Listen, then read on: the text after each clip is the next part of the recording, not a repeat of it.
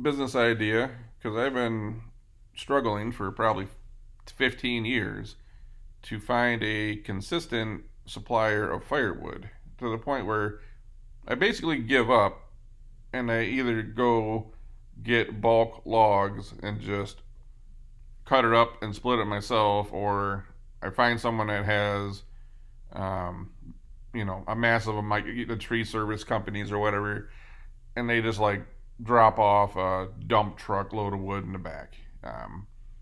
To find someone that will bring you clean, seasoned firewood, deliver it, and stack it is nearly impossible. And I don't mind doing those things. It's just I'm a fairly busy person. And if I could find someone to do that, I don't really mind paying for it. And when you talk to people, especially, the people that get up in their 50s and 60s and 70s, they don't want to be hauling around, three, four, five face cords of wood, picking it up. Maybe they don't got a pickup truck or a trailer, hauling it, moving it, stacking it. They want the firewood, but they don't want to deal with it. Every year I look around and I find one or two people. I reach out to them and they're already sold out. Well, they're like, by the time I make my deliveries, I only got about a face cord left. Well, like, man, missed opportunity because there's so many people, especially at least in Michigan. I gotta imagine anywhere that's a little bit cold that has wood burners that would pay to have firewood delivered and stacked. Um, if they drop off, two full cords, six face cords, they back a truck up and the dump truck just dumps it in your yard. How long does it take you? I mean, I move pretty quick, and it still takes quite a while to just move and stack all that wood. If you're 65 years old, you don't want to be dealing with that shit. And those people often have the money to pay for that type of stuff. So my thought is, whether you do a side hustle or turn into some kind of full time business where you could, do chimney cleaning, you could deliver and stack firewood. There's a whole bunch of little things that you could kind of segue into, um, just to help these people that got the money and they're willing to pay for the convenience. Firewood's expensive. Moving and hauling it takes effort, and you just don't see a lot of people out there. I don't know anyone that really complains about the price of firewood. They complain about the access to get firewood. What they find themselves doing is buying some bundles from the gas stations and stuff, which is a whole nother opportunity, right? If you start this firewood business, you could deliver to homes. Make sure you bring clean and seasoned firewood. Then you deliver it and stack it. That's the key. You gotta stack it.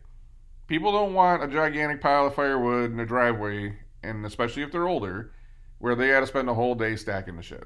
They don't want to deal with it. People will pay you good money to stack the wood. Whether you build that into the cost or you just charge them a stacking fee, you figure that out yourself.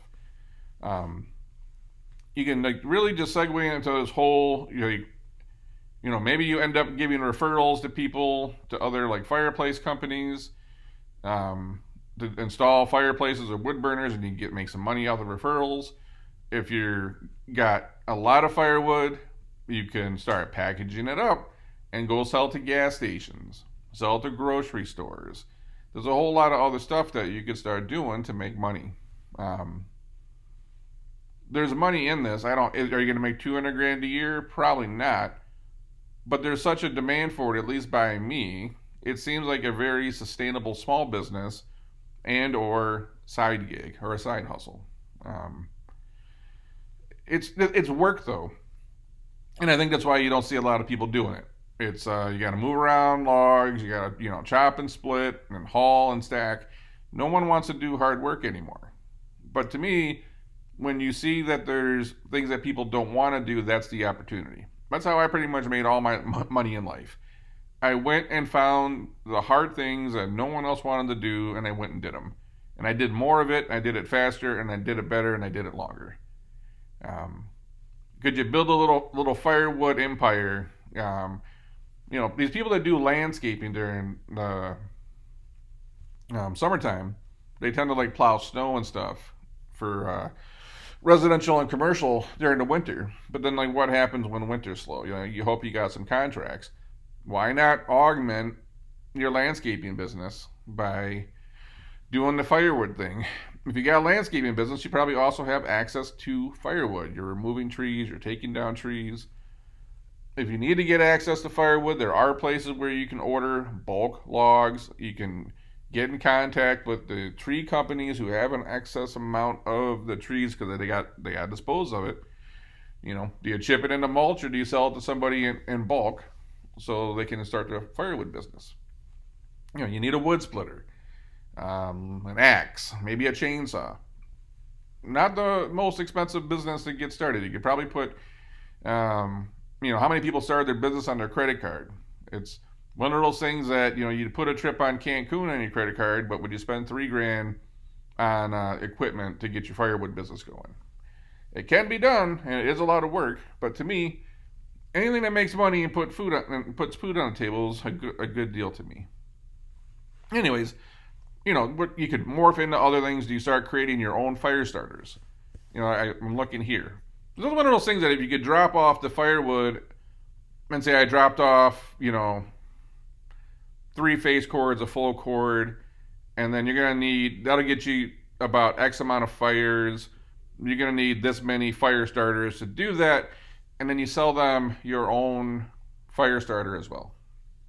So you're delivering the firewood, you're stacking the firewood, you can get their chimney cleaning, and you're selling the fire starters you make now. You see where I'm going with this? There's so many ways that you start building a loyal customer base where every fall you swing by and you bring them that firewood. The wood fire pizza joints, the restaurants that cook over wood, the smoke houses that smoke barbecue, obviously. More opportunities to deliver firewood. I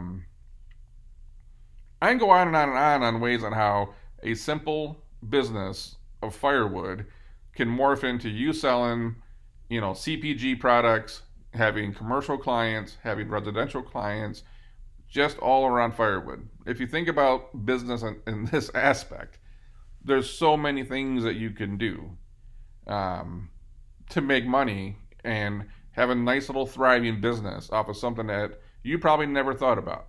How many times have you bought a bundle of firewood at the gas station for $6.50? And then you get home, it's like some pine shit. It smokes like crazy. It burns really fast.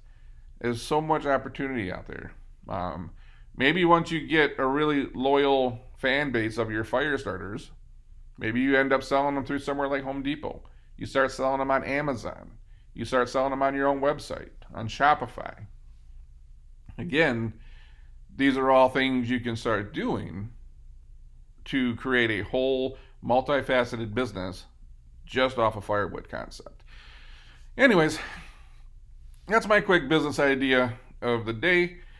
And I'm saying that because I just had a dump truck of firewood dropped off in on my driveway. I'm gonna spend like hour or two stacking it up, getting ready for the winter here. But just keep in mind, it's not even just about the firewood. It's about selling the fire starters on Amazon. It's about getting the chimney business. It's about getting referrals to install more fireplaces. There's so many things that you can do if you think about business on this level. Start with the firewood, and then figure out what you can morph it into from there.